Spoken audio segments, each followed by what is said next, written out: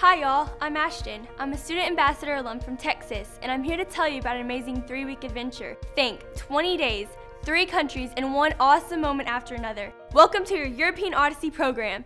Your adventure kicks off in Paris. You'll see the sights that make Paris one of the world's most inspiring cities. The high fashions of the Champs-Élysées, the elegant Arc de Triomphe, and the amazing stained glass windows of the Notre Dame Cathedral. Picture it, from the moment you set foot in Paris, you'll be in places you've only read about or seen on TV. One of the best parts will come when you browse the artsy Montmartre district and see the works of French artists in his own workshop and gallery. Paris fed the talents of countless artists including Monet, Picasso, and Van Gogh. While you're in Paris, stop to explore one of the most luxurious palaces in the world. The Château de Versailles represents the height of the French king's power and excess. The French Revolution changed all of that. You'll also get to try some of the foods France is famous for, like quiche, crepes, and escargot.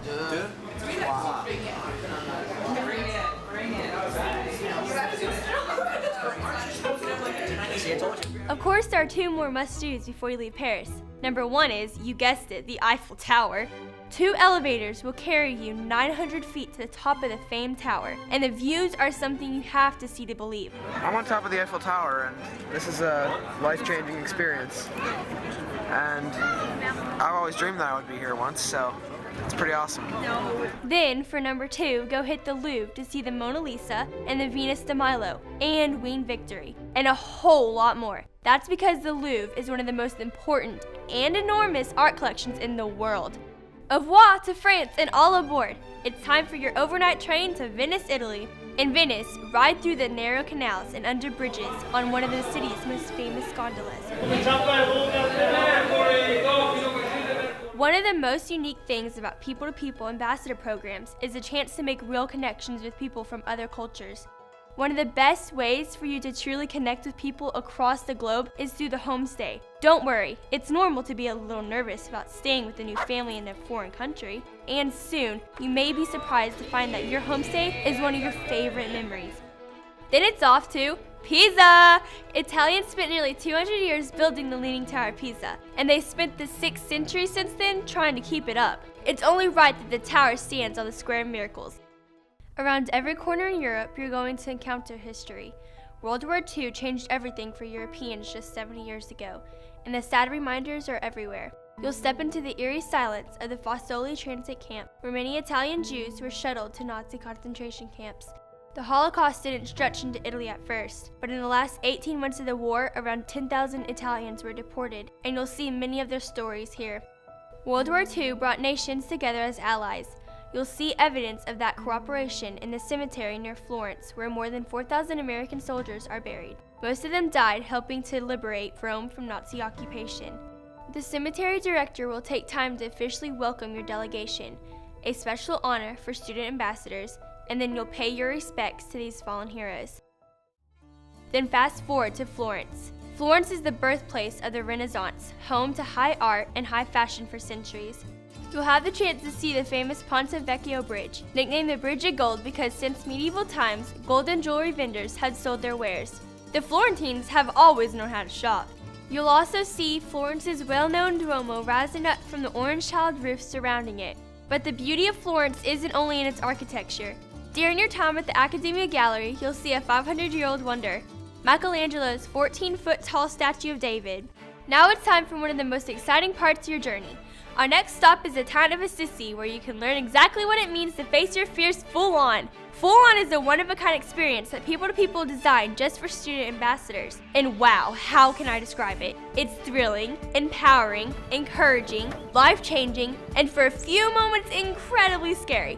I'm kind of an adrenaline junkie who's up for anything, but even I was nervous at first. I mean, we're talking about rappelling down a 100-foot castle tower here. Everybody's great. They were clapping and they're like, you can do it, you're gonna be safe. And it felt great to know that they were behind me and that they were supporting me the whole way. Next, charge on like a conqueror to Rome, which is incredible. Just walking down the streets in Rome, you can see and touch ancient history and amazing art. This beauty is just a part of everyday life in Rome.